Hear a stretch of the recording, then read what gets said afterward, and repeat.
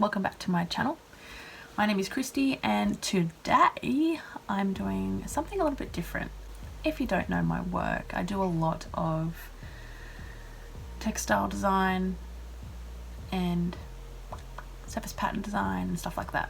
What you might not know is I also am a high school art teacher.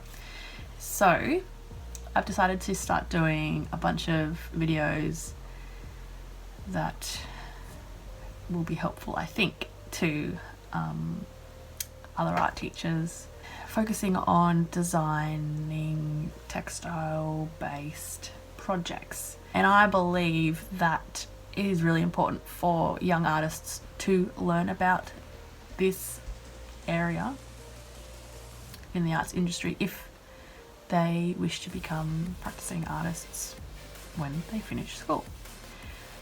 So I got invited to teach digital design stuff at our staff development day, and it just occurred to me that so many of them had never heard of it and didn't even know that the possibility existed, and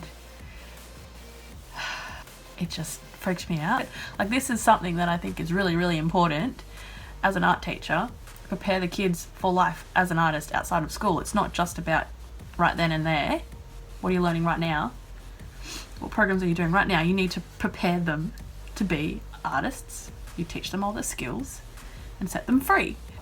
This is a newer medium and it's becoming more and more popular, and it's a very exciting way for us as artists to put our work out into the world in a more affordable way, because not everyone can afford to buy, a $500, $1,000, whatever, original painting or original artwork, whatever. But they can possibly afford to buy art prints, or they could afford to buy a t-shirt with your art on it, or they could afford to buy a bag or whatever, fabric, obviously. I use fabric.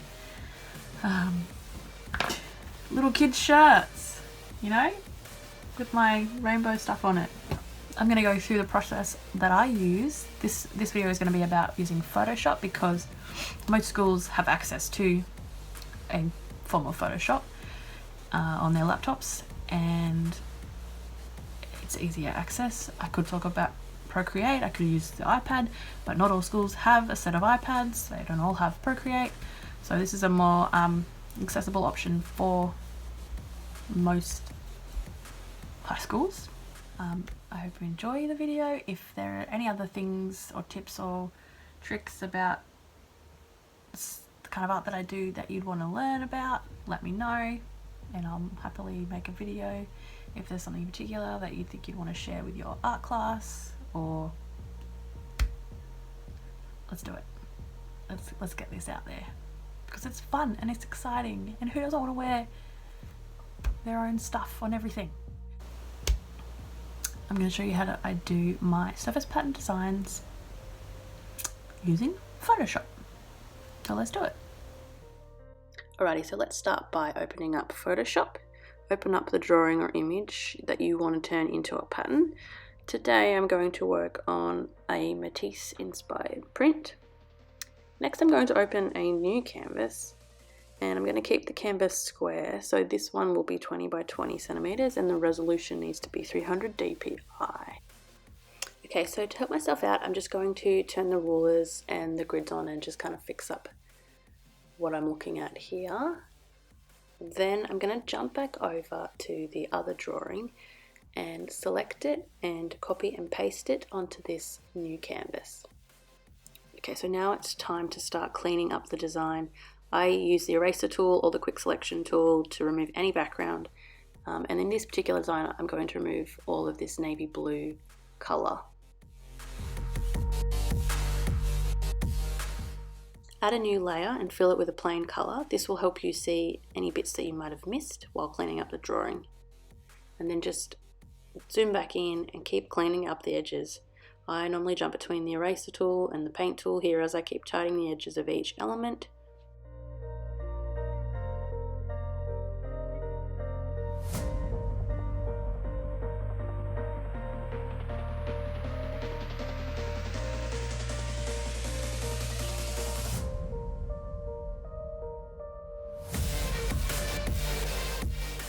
And at this stage is really just about spending the time tweaking, moving, erasing, colouring, layering, resizing until you're happy with your design.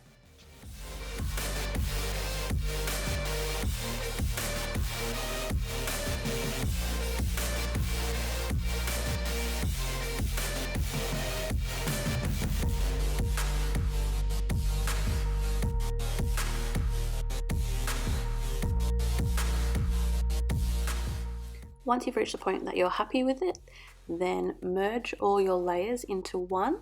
Leave your background color layer separate, and then duplicate the layer, name it backup, and this will save you later if you need to come back and add more elements to your repeat design. Come check over it again and do a little bit more cleaning and erasing just to make sure you haven't forgotten anything.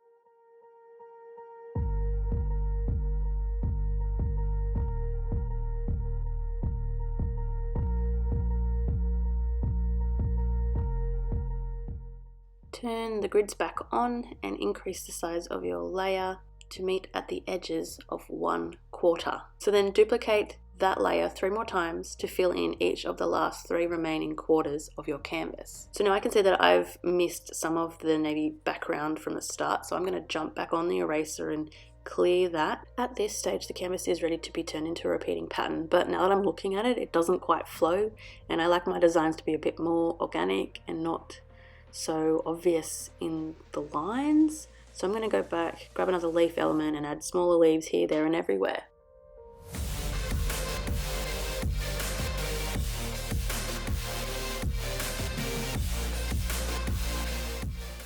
Once I'm happy with that, then I select my layers and merge them all together as one.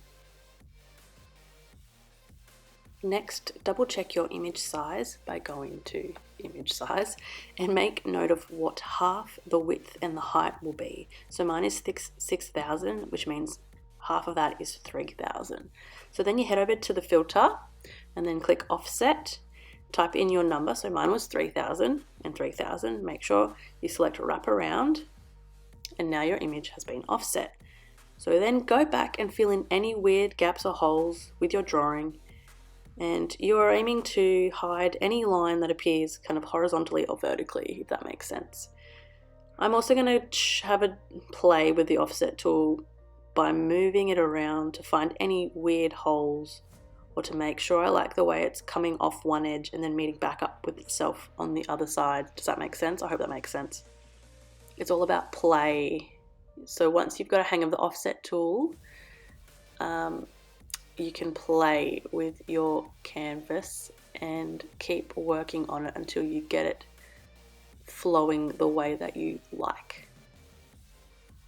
Remember that any new image or drawing that you add will be a separate layer, so keep merging them into one as your design evolves.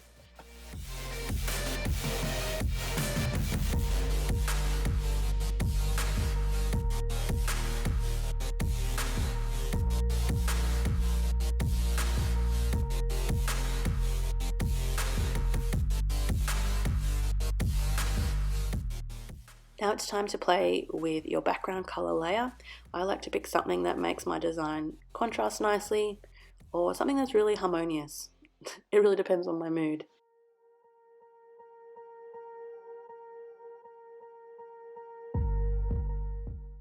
So now here is the trick to check your pattern will repeat and what it will actually look like in different scales. So head to Edit, Define Pattern, name your pattern and save it. Then add a new layer, click Pattern Fill, find your design, select it, and then you just play with the scale. Now when I did this, I noticed there were some awkward parts of the design, so I'm going to go back again and I'm going to play with the elements again, move them around and adjust them until I'm happy.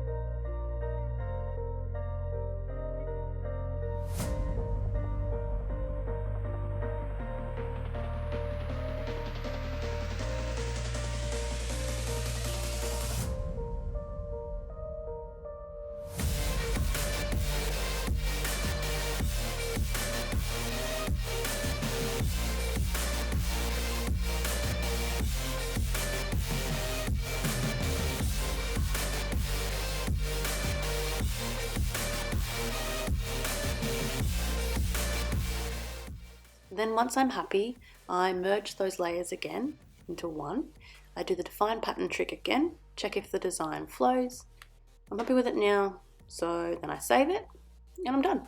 You can now upload it to Spoonflower or Redbubble or any of your favorite fabric suppliers and get your artwork printed onto fabric or anything you imagine.